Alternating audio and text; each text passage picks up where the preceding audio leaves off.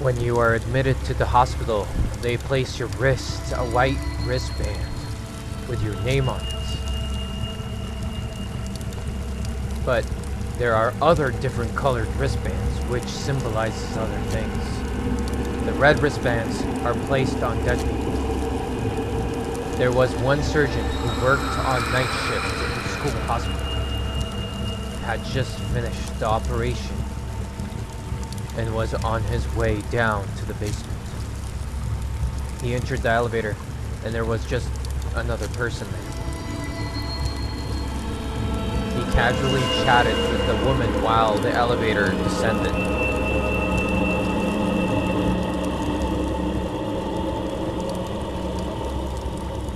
Okay. Lowering. I'm trying to lower this so you guys can hear me. When the elevator door opened, another woman was about to enter when the doctor slammed the button and punched the button to the highest floor. Surprised, the woman, the doctor, for being rude and asked why he did not let the other woman in. The doctor said, "That was the woman I just operated on. She died while I was doing the operation." Damn, man.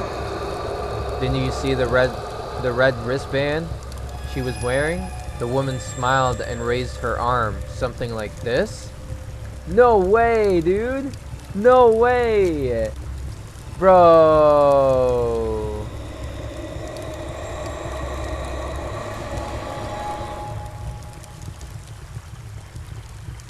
That's creepy, bro.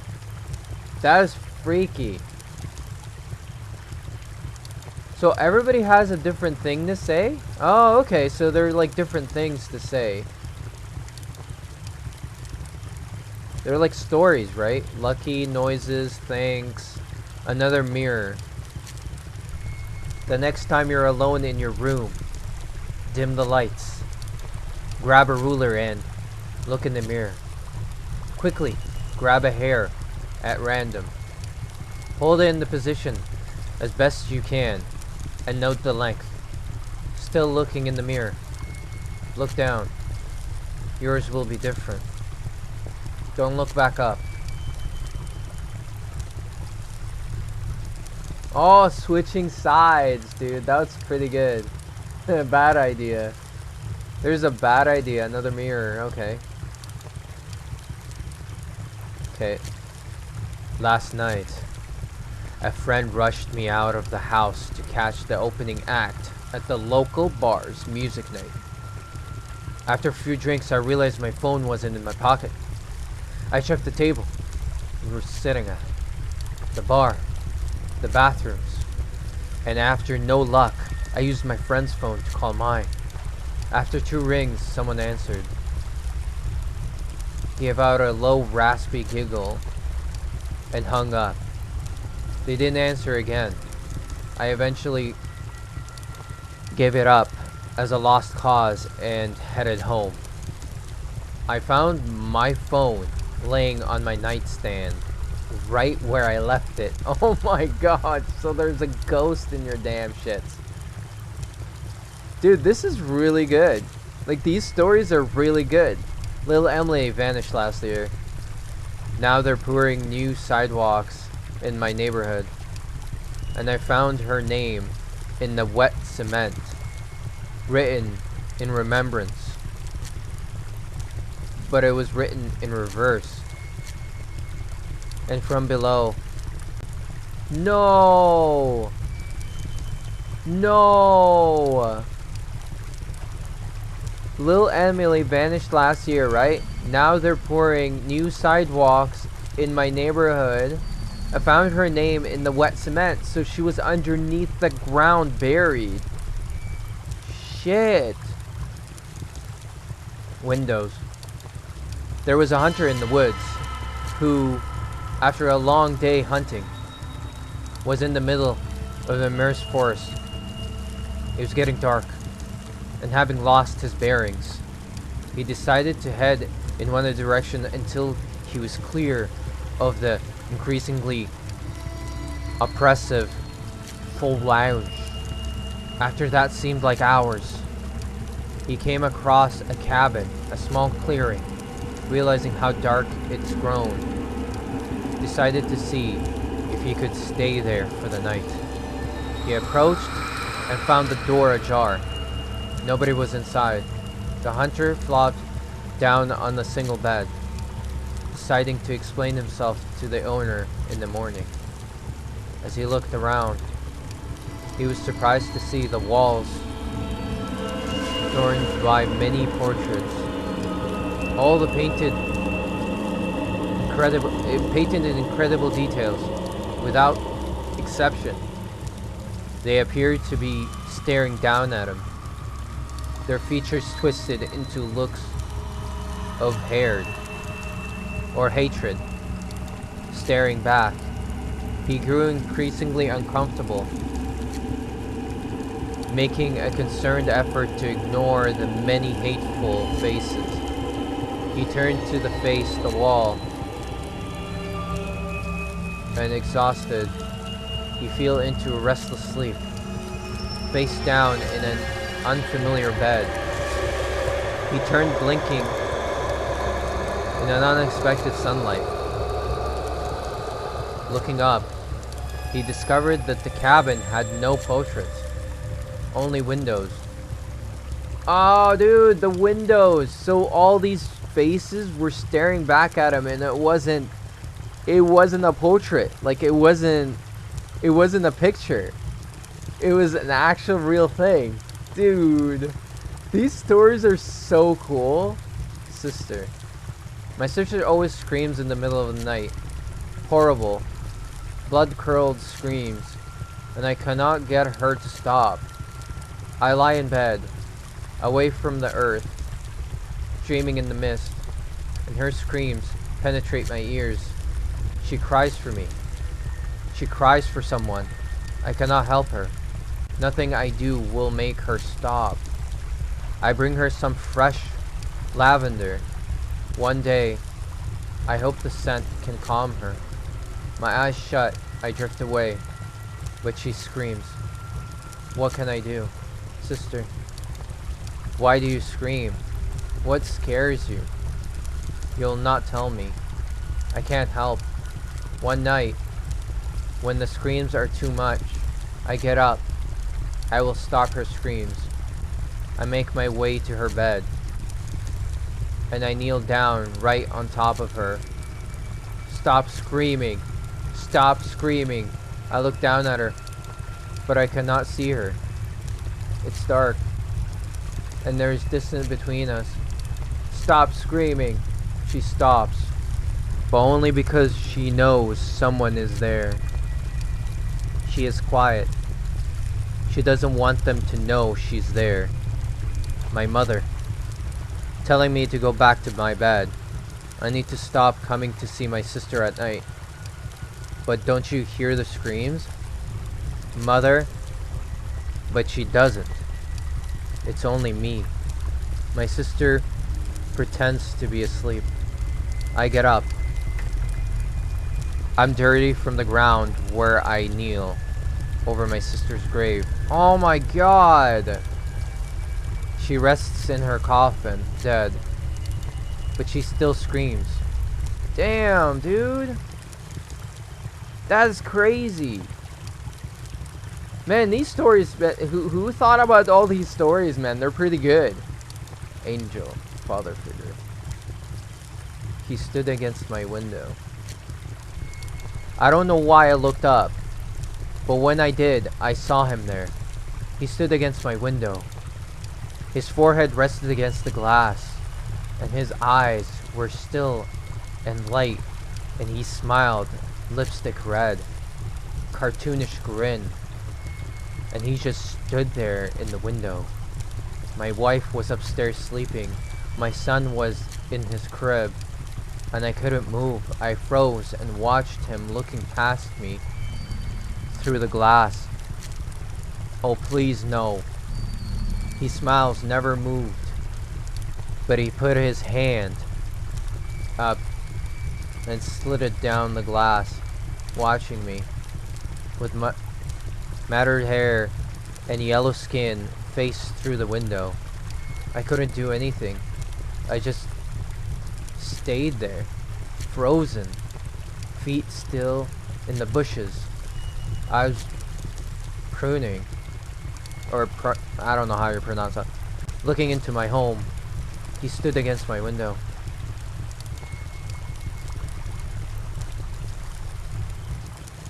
No! So like, I don't know if he was trapped or something in the bushes and the guy just went inside?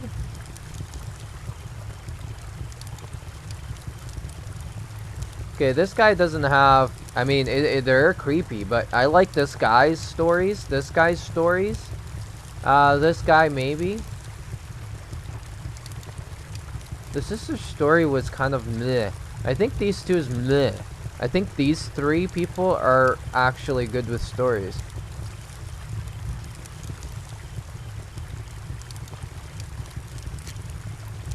I don't want to sound mean, but the dead are pretty clueless. I've always seen them. When I was younger, everyone thought I was just talking to my imaginary friends. After a couple of years, when I overheard my parents talk about calling a psychologist, I realized what I was talking to. See, ghosts don't tend to realize they're dead. And they don't look like in the movies. They just look like us. I'm pretty smart for a 13-year-old. So I started noticing certain patterns to tell them apart from the living. They could be a bit distant from the living people, or you'd see them try to talk to people who wouldn't even notice them. Some of them could tell I was different, that I noticed them. Like this guy I saw after school yesterday. I'm a big boy now. See? I don't need my parents to pick me up. Home is just a short walk away.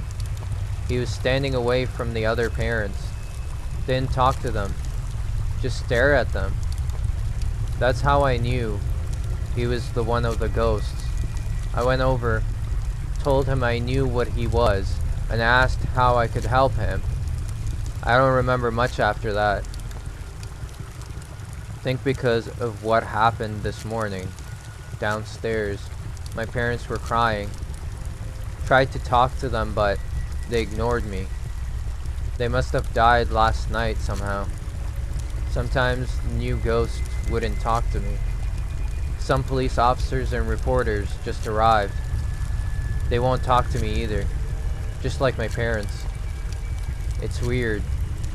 I've never seen so many ghosts together before. Oh, he's talking about himself. Like he was dead, right? Like he's seeing all these people, but he thinks they're dead. And they're ignoring him because he's a ghost. Oh my lord, dude. That actually makes sense, dude. These stories are cool, man. These are awesome. Thanks. It's 3 a.m. and you have been... Why did it do that sound? It's 3 a.m. and you've been up all night on a horror binge. You watch your favorite horror movies, read your favorite scary stories, and even attempted the old trick in your mirror. I'm not saying that shit. You stretched and yawned. Decided now is about the time to hit the hay. So you move into your bedroom and lay down to sleep. After a while, however, you realize that you cannot get the images of some of the fictional creatures you saw on your TV out of your head. Meh, I'm going to hate myself for this in the morning. You say aloud as you flick your bedroom lamp. Alright? Knowing having a nightlight used to help you getting rid of your nightmares as a little kid, within minutes, you're close to sleep. Snuggled uncomfortably under the blankets with your eyes closed, and more pleasant thoughts on your mind. That is, until you detect something moving in front of your light. casting a shadow over you. You blink, beginning to turn towards the lamp, before a rotting hand grabs hold of your shoulder. Oh my god. Thanks for turning on the light. Jesus Christ. I wouldn't have been able to find you in the darkness. Jesus, dude. That's freaky. That's freaky deaky, bro. I like it, man. I like these stories, man. They're so cool, dude. Alright, one last one because I have to go. Which one, guys? You select. I'm gonna leave you to select. So this guy has these. We looked at sister. Father figure?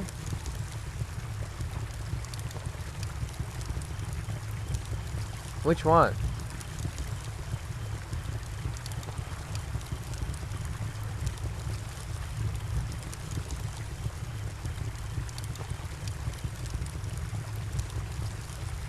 $403.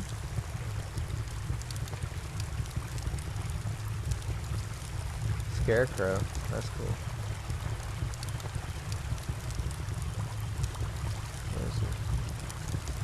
Okay, let's do this. It was 4:03 in the morning and I woke up screaming. It was my dream. My dream. In my dream, I watched everyone I ever knew or loved be killed by this creature. It had a short, fat body and a long, slender arms, which ended with claws that looked more like swords than claws.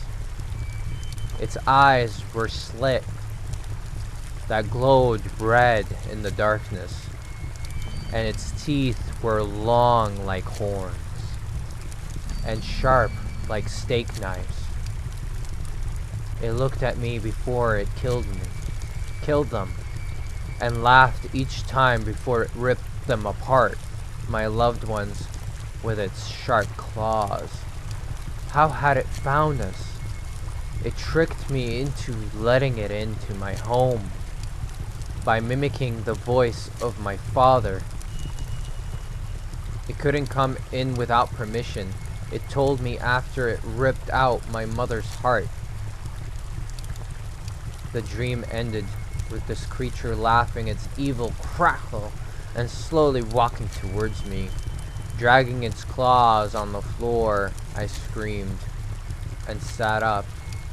I was in my room, in my bed, safe again. 4:03. I hear a knock at the door. I froze up instantly. Tommy? I heard you screaming. Are you alright? I heard my mother say. What a relief. Mom's here. No, she's not, dude. Don't fall for it. I'm fine, Mom.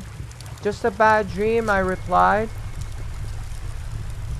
The relief washing over me. Okay, honey. I got you a glass of water. Don't open it, dude. It's him. Do you want it? Mom said back to me. Sure. Come on in, I said. Oh no.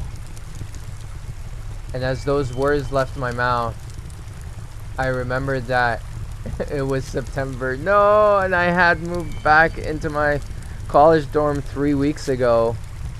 Dude, he's dead. Yep. These are 6 stories, man. I really enjoyed myself, man. I hope you did, too. Wow. That's amazing, dude. I really had a good time. Thank you guys for watching. Subscribe, like, tell your friends. Until next time, have an awesome day. Love you all. Stay safe.